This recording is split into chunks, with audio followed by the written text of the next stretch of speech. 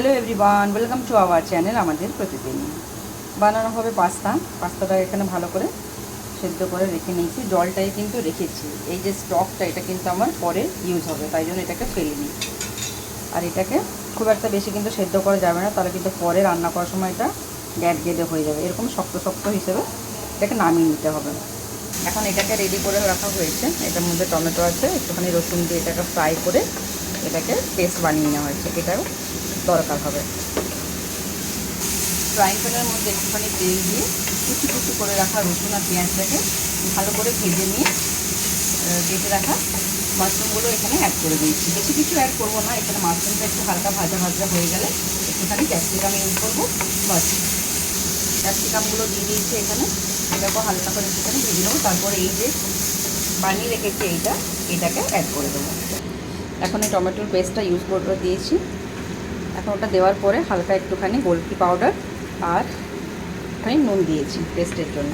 এখানে mixed হার্বটা add করে দিয়েছি। এখন ভালোভাবে এটাকে মিশিয়ে নেব। বাইরে হালকা হালকা বৃষ্টি, গরম একটা নেই, খুব একটা হালকা আছে। আর স্যাটারডে ডিনারে পাস্তা একদম কিন্তু জমে যাবে। ছেলে এমনিতে খেতে চায় না খুব একটা বাইরের খাবার, বলছে তোমরা আটার পাস্তা নিয়ে আসবে আর আমাকে বানিয়ে দেবে। আমি তো বাইরে খাবো না, তো ওর জন্যই স্পেশালি আজকে বানানো হচ্ছে। আর এটা দিয়ে আজকে ডিনার হবে আমাদের। কালারটা অলরেডি ভালো আসতে শুরু করেছে, যেহেতু মানে ধোঁয়াটা উঠছে তাই জন্য খুব একটা ভালো বোঝা যাচ্ছে না। এখন পাস্তাটাকে অ্যাড করে দিয়েছি। কিছুক্ষণ এটার সাথে ভালোভাবে মিশিয়ে নেবো। বাটার অ্যাড করবো, একটুখানি চিজও অ্যাড করবো।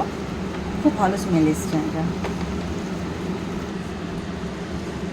এখন স্মেলটাও ভালো এসছে আর টেস্টটাও ভালো হয়েছে। একবার টেস্ট করে দেখা হয়েছে, এরকম কিন্তু থাকবে একটু গ্রেভি, তবে কিন্তু খেতে মজা।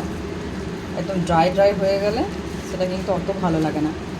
ক্রিম হালকা একটু অ্যাড করা হয়েছে, ক্রিমটা, আর একটুখানি চিজ দেওয়া হবে আর বাটার দেওয়া হবে।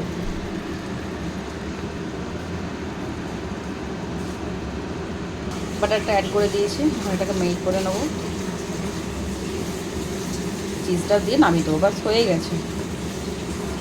বেশি সময় তো এমনিতেও লাগে না, খুব একটা জলদি হয়ে যায়। চিজও দিয়ে দিয়েছি এখানে, সব কিছু দেওয়া কমপ্লিট হয়ে গেছে। এখন ছেলের জন্য হালকা একটু তুলে নেবো। তারপরে আমরা একটুখানি চিলি ফ্লেক্স আর একটু গোলকি পাউডার অ্যাড করবো, একটু ঝালের জন্য। ভিডিওগুলো যদি ভালো লেগে থাকে লাইক কমেন্ট শেয়ার করবেন, আমাদের চ্যানেলকে সাবস্ক্রাইব করে আমাদের পাশে থাকবেন। দেখা হচ্ছে পরের ভিডিওতে। আর কীরকম হলো খেতে সেটা আপনাদেরকে আমি কমেন্টে জানিয়ে দেবো, যদি কেউ জানতে চান।